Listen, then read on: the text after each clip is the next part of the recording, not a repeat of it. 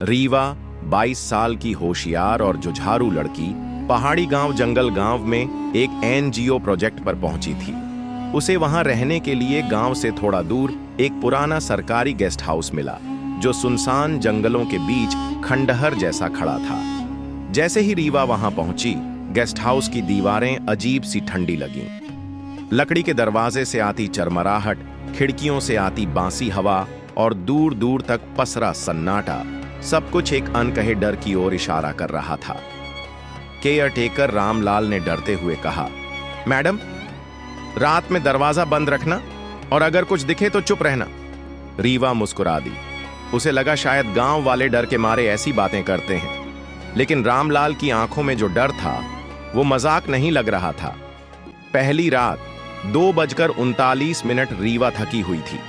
लेटते ही सो गई, मगर रात के 2:39 पर उसकी नींद टूट गई। कमरे में हल्की सी सरसराहट थी। उसने आंखें मलीं और देखा, आईने में कोई खड़ा था, काला सा धुंधल का। कोई चेहरा नहीं, बस चमकती 2 आंखें। वो घबरा गई, लाइट जलाई, कोई नहीं था। उसे सपना लगा। उसने मोबाइल उठाया और कमरे की वीडियो रिकॉर्डिंग चालू कर दी। सुबह वीडियो चेक किया, सब ठीक था, मगर जैसे ही वीडियो 2:39 पर पहुंचा, स्क्रीन ब्लर हुई और एक फ्रेम में वही परछाई कैमरे के सामने दिखी। फिर स्क्रीन ब्लैक हो गई। रीवा को झटका लगा। यह सपना नहीं था। गेस्ट हाउस की अलमारी में उसे एक धूल भरी फाइल मिली। मिश्रा 2016 रिपोर्ट में लिखा था, आकांक्षा मिश्रा नाम की एक लड़की इसी गेस्ट हाउस में गायब हुई थी। उसका शव कभी नहीं मिला। केस अधूरा रह गया। उसी रात 2:39 पर फिर दरवाजा अपने आप खुला। आईने पर खून से लिखा था, अब तुम अगली हो। रीवा कांप गई। डर अब हकीकत लगने लगा था। अगली सुबह रीवा गांव में एक बूढ़ी औरत से मिली। उसने डरते हुए कहा, हर 5 साल में एक लड़की की बलि दी जाती है, जंगल के साए को शांत करने के लिए। 5 साल पहले आकांक्षा गई थी, अब 5 साल पूरे हो गए हैं और तू अकेली है इस बार। रीवा को एहसास हुआ, वो गेस्ट हाउस कोई आम जगह नहीं, बलिदान स्थल था। रीवा ने डर के बावजूद उस रात कैमरा और अगरबत्ती जलाई। जैसे ही 2:39 हुआ, दरवाजा फिर खुला। आईने में आकांक्षा की परछाई दिखी। वो कुछ कहना चाह रही थी। मदद करो।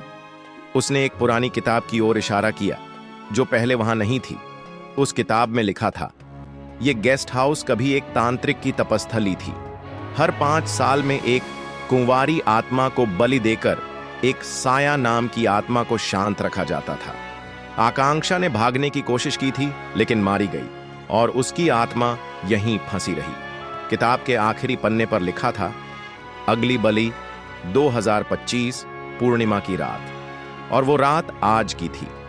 रीवा ने डरते हुए सारी किताबें, फाइलें और सबूतों को आग में डाल दिया। जैसे ही आग भड़की, गेस्ट हाउस की दीवारें कांपने लगीं। एक जोरदार चीख और वो परछाई धीरे धीरे गायब होने लगी। कमरे में शांति छा गई। रीवा को लगा सब खत्म हो गया। रीवा गांव छोड़कर शहर लौट आई, मगर फिर वही पैटर्न शुरू हुआ। रात के 2:39 पर नींद टूटना, आईने में परछाई, और कभी कभी उसका खुद का चेहरा भी अजीब दिखने लगा। एक दिन मेट्रो के शीशे में उसने खुद को देखा। उसकी आंखें काली थीं और चेहरे पर एक अजीब मुस्कान थी। क्या साया अब उसमें घुस चुका है? 5 साल बाद, साल 2030, एक और नई लड़की जंगल गांव में एक प्रोजेक्ट पर आई। वही गेस्ट हाउस, वही सन्नाटा।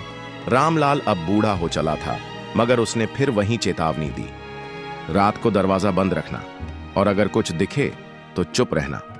दीवार पर खून से लिखा था, साया अब सिर्फ परछाई नहीं रही, अब वो किसी के अंदर है। तो आपको ये वीडियो कैसा लगा? अगर अच्छा लगा तो लाइक और सब्सक्राइब करना न भूले। धन्यवाद।